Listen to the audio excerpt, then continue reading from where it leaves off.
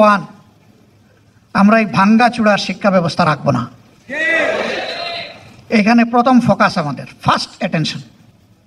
আমার মেরুদণ্ড নাই তো আমি দাঁড়াবো কিভাবে, আমি বসবো কিভাবে? মেরুদণ্ড ছাড়া তো শুইতেই পারবো না, আমি তো একটা ফুটবল হয়ে যাব। প্রথমে মেরুদণ্ডেই চিকিৎসার জন্য হাত দিতে হবে। এখন কেউ যেন আবার অপপ্রচার না করে যে উন্নয়নের শিক্ষা বাদ দিয়ে এখন শুধু হাদিস কোরআনের শিক্ষা দেওয়া হবে।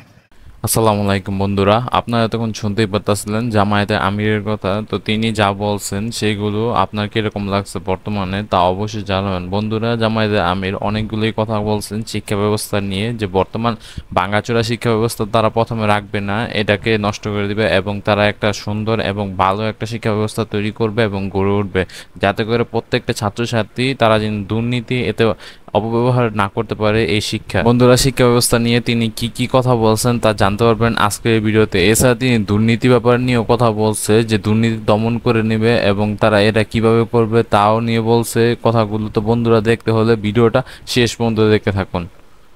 আরে ভাই, হাদিস কোরআনের ভিতরেই তো সব উন্নয়ন আছে, এবং এটাকে সাপোর্ট করতে গিয়ে দুনিয়ার যত উন্নয়নের শিক্ষা সব ইনকর্পোরেট করা হবে ইনশাল্লাহ। আমরা শুধু যে শিক্ষা মানুষের মধ্যে অনৈতিকতা সৃষ্টি করে, মানুষকে করাপ্ট বানায়, মানুষকে একটা ইতর প্রাণী বানায়, আমরা ওই শিক্ষা দেব না।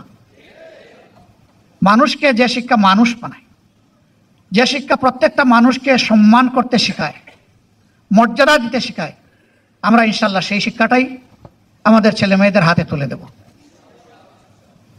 এবং এই শিক্ষার সাথে সর্বোচ্চ বৈষয়িক উৎকর্ষের শিক্ষাটাও থাকবে। তো বন্ধুরা, জামায়াতে আমিরের এই কথাগুলো আপনার কাছে কিরকম লাগছে? এছাড়া তিনি যে কথাগুলো বলছে এগুলো ঠিক কিনা অবশ্যই এই বিষয় নিয়ে আপনাদের মতামত চাইলে জানাইতে পারেন। তো বন্ধুরা, তিনি যা বলছেন এগুলো তো একেবারেই ঠিক বলছেন আমার মতে। তো শিক্ষা ব্যবস্থার মধ্যে নৈতিকতাটা বড় আগে প্রথমে, না হলে এই শিক্ষা ব্যবস্থা কখনো কাজে লাগবে না যদি এই নৈতিকতাই না থাকে। এছাড়া বন্ধুরা, তিনি অনেকগুলি কথা বলছেন শিক্ষা ব্যবস্থা নিয়ে, সেগুলো জানতে হলে ভিডিওটা শেষ পর্যন্ত দেখতে থাকুন, তাহলে জানতে পারবেন।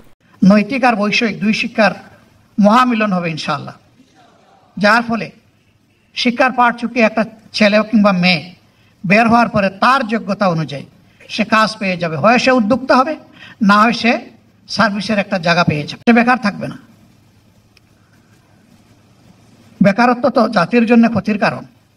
হ্যাঁ, বয়স যাদের হয়ে গেছে, এই দেশকে জাতিকে সেবা দিয়ে এখন আর শরীর যাদের কুলোয় না, তারা ইনশাল্লাহ বেকার নন, আমাদের সম্মানিত সম্পদ হিসাবে আমাদের বুকে থাকবেন ইনশাল্লাহ।